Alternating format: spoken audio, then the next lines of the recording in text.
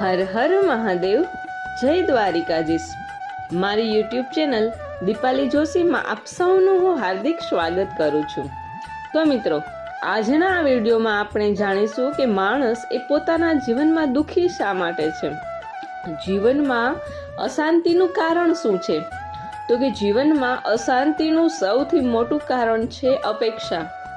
કે કોઈ પણ વ્યક્તિ હોય જીવનમાં વધુ અને વધુ મેળવવાની અપેક્ષા રાખતો હોય અને જ્યારે એને ધારેલી વસ્તુ, વ્યક્તિ કે કોઈ પણ સંજોગોમાં ન મળે ત્યારે એ દુઃખી થાય છે અને એ દુઃખી થવાના લીધે જ જીવનમાં શાંતિપૂર્ણ હોતો નથી અને એના લીધે જીવનમાં અશાંતિનું કારણ પ્રગટ થાય છે. અને જેમ જેમ વધારે ને વધારે વિચાર કરતો રહે એમ એમ એના જીવનમાં એ વધારે ને વધારે દુઃખી થતો જાય છે અને જેમ જેમ એને પોતાનું ધારેલું કોઈ પણ વસ્તુ કે વ્યક્તિ ન મળે ત્યાં સુધી એ એના જીવનમાં ક્યારેય પણ વ્યવસ્થિત રીતે આગળ વધી શકતો નથી. સંસારમાં સફળતા મેળવવી હોય તો ઈશ્વરે ધારેલી સફળતા મળે.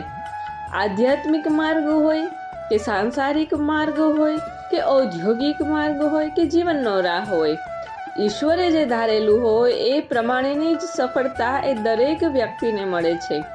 ક્યારે પણ કોઈ પણ વ્યક્તિને પોતાની ધારેલી સફળતા કે પોતાની ધારેલું કોઈ પણ વસ્તુ મળતી નથી. જો વ્યક્તિ એવું વિચારી લે કે ઈશ્વરે જે ધારેલું છે એ જ યોગ્ય છે તો એ સારી રીતે મળી જશે અને એનું જીવન પણ સારી રીતે વીતશે. જીવનમાં ક્યારેય પણ દુઃખ કે અશાંતિ આવશે નહીં.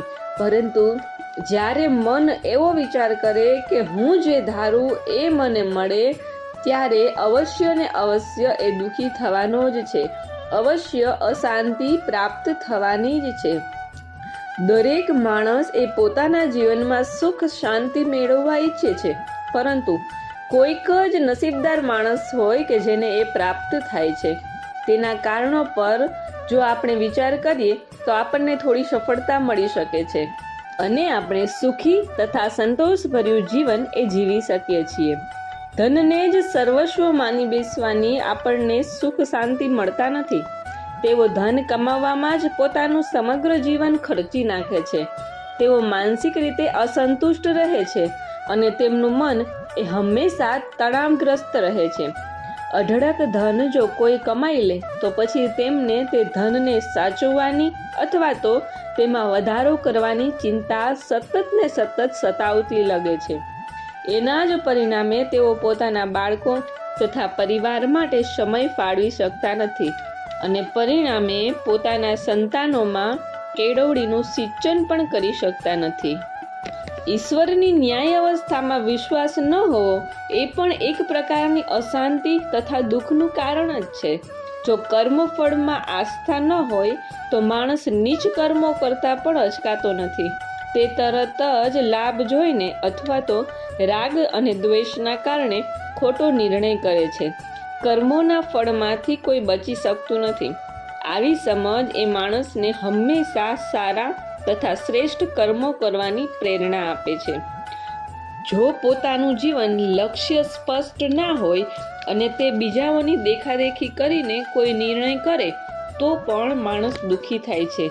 તે ગમે તે રીતે પોતાના જીવનની ગાડીને આગળ ધકેલતો રહે છે. તે કદાપી આનંદનો અનુભવ કરી શકતો નથી અને એના પરિણામે અશાંતિ તથા દુઃખી રહે છે. બીજા લોકો સાથે સરખામણી કરવી તથા ઈર્ષા કરવી એ પણ દુઃખનું એક કારણ જ છે. દરેક બાબતમાં પોતાના પાડોશીઓ સાથે તુલના કરતા રહેવાથી પણ તણાવ અથવા તો દુઃખ વધે છે. જો સુખી થવું હોય તો બીજા લોકો સાથે પોતાની સરખામણી કરવાનું છોડી દેવું જોઈએ. ઇન્દ્રિય સુખ મેળવવાની લાલસા પણ દુઃખનું કારણ હોય છે અને ઇન્દ્રિયોનું વિષય સુખ તો આગ જેવું છે. તેમાં જેટલું બળતણ નાખો એટલી તે વધારે ભડકે છે અને તે ક્યારેય પણ શાંત થતી નથી અને અંતે આપણું શરીર એ જર્જરિત તથા રોગિષ્ટ થઈ જાય છે અને મન એ કુસંસ્કારી બની જાય છે અને અંતઃકરણમાં પશ્ચાતાપ થાય છે. ગમે તે રીતે સન્માન મેળવવાની તથા મોટા માણસ બની જવાની ઈચ્છા એ માણસને દુઃખનું કારણ બનાવે છે. બીજાઓ પાસે બહુ મોટી આશા તથા અપેક્ષા રાખવી એ પણ દુઃખનું અને અશાંતિનું કારણ જ છે.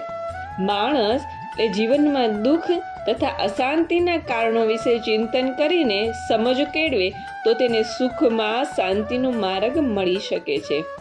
સુખ શાંતિનો આધાર એ સંયમિત, સંતુલિત, કર્તવ્યનિષ્ઠ તથા ઈશ્વરપરાયણ જીવન હોય છે અને સમજદારી, ઈમાનદારીની સેવા, સહકાર, ઉદારતા વગેરે એ સદ્ગુણોથી સુખ અને શાંતિ મળી શકે છે. જો જીવનમાં કોઈ પણ વ્યક્તિ એ માત્ર ને માત્ર સંતોષ રાખતા શીખી જાય તો ક્યારેય પણ જીવનમાં દુઃખ આવતું નથી. અને સુખી થવું હોય તો દરેકમાંથી ઈર્ષા છોડી અને પોતાની પાસે જે કંઈ છે એ જ પોતે એક્સેપ્ટ કરી અને રહે તો જ આ જીવનમાં સુખ, શાંતિ અને સમૃદ્ધિની પ્રાપ્તિ થાય છે. તો જો આ વિડીયો તમને સારો લાગે તો ચેનલને લાઈક, શેર અને સબસ્ક્રાઈબ કરવાનું ભૂલશો નહીં. ધન્યવાદ.